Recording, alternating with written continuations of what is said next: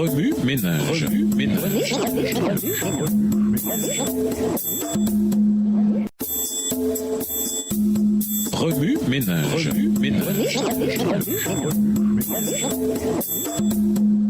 Bienvenue dans votre émission Remue ménage. Nous voilà à la leçon de dimanche, l'homme dans Romains, le chapitre 7. Dans Romains, les chapitres 6 à 8, Paul aborde la question de la nature et de la fonction de la loi, laquelle inclut les 10 commandements dans le plan du salut. Au chapitre 6, il utilise 2 illustrations, le baptême et l'esclavage. Et au chapitre 7, il en utilise 2 de plus, le mariage et le dilemme humain face au bien et au mal.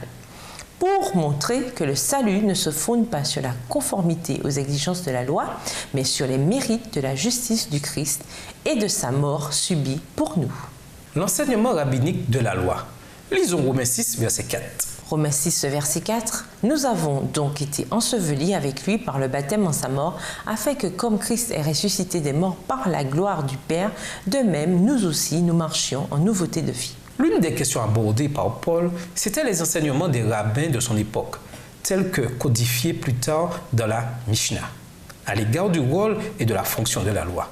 Les rabbins enseignaient que Dieu avait créé les êtres humains avec l'inclination au mal appelée Yetzer Hara. Selon eux, Dieu avait dit « J'ai créé en vous le mal Yetzer, mais j'ai créé la loi en tant que médicament. Tant et aussi longtemps que vous vous consacrerez à la loi, le Yetzer ne dominera pas sur vous. Dans le cas contraire, vous serez livré à la puissance du Yetzer et toute son activité sera contre vous. » Selon cet enseignement, la loi était fournie en tant qu'antidote au Yetzer, afin de contrôler cette tendance innée au mal créée par Dieu. Un tel enseignement attribue donc à la loi une fonction salvatrice que Paul nie catégoriquement, soutenant que le salut ne se trouve qu'en Jésus-Christ. Romains 6 et versets 4, 8 à 11 et 23, Romains 7, le verset 25 et Romains 8, les versets 1 et 2.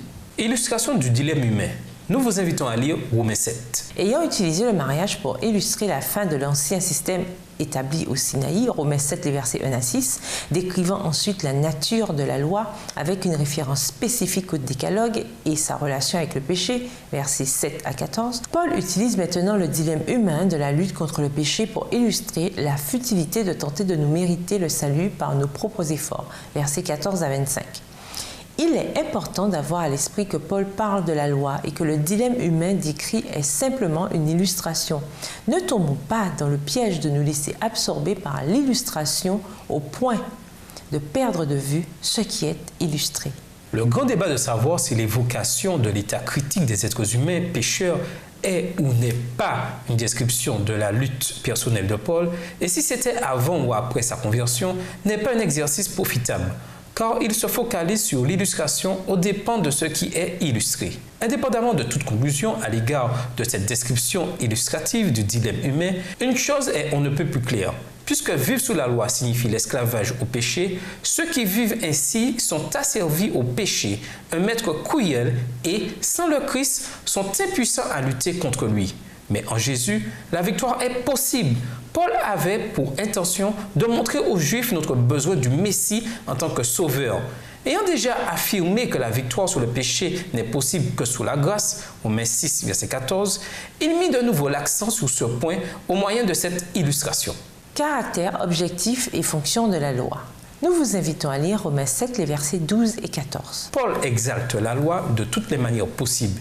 Il déclare que la loi elle-même est sainte et que le commandement est saint, juste et bon, Romains 7, verset 12, et que la loi est spirituelle, verset 14. Son souci ne portait pas sur le contenu et la valeur de la loi, mais sa mauvaise utilisation.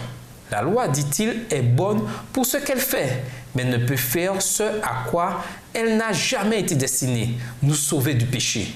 Pour cela, nous avons besoin de Jésus, parce que la loi, soit le système juif tout entier ou le décalogue en particulier, ne peut procurer le salut.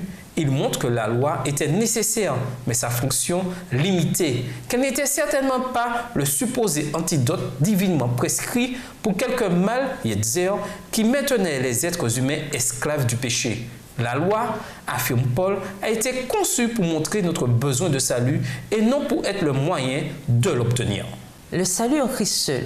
Nous vous invitons à lire Romains 8, le verset 3. Paul soutient que la puissance sur le péché et l'affranchissement du péché ne se trouvent qu'en Jésus, Romains 7, versets 24 et 25, Romains 8, versets 1 et 2, qui a souffert la peine de mort en notre faveur, nous procurant ainsi le salut. La loi n'a jamais été destinée à nous sanctifier, elle ne le peut, quoi qu'en disent les enseignements rabbiniques. Mais ce qui était impossible pour la loi, Romains 8, verset 3, Dieu l'a fait par le don de son Fils. Paul affirme que maintenant, nous pouvons donc servir Dieu d'une nouvelle façon, sous l'autorité de l'Esprit Saint, et non plus à la façon ancienne, sous l'autorité de la loi écrite. Romains 7, verset 6. Et que la loi de l'Esprit Saint, qui donne la vie par Jésus-Christ, nous a libérés de la loi du péché et de la mort. Romains 8, verset 2.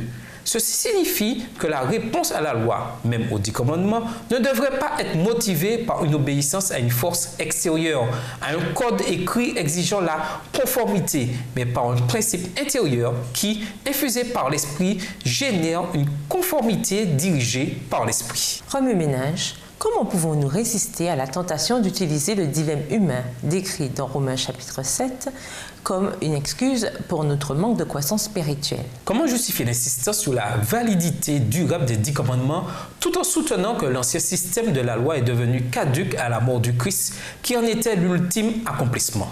Au revoir et à demain si Dieu veut. Remue-ménage. Remue-ménage.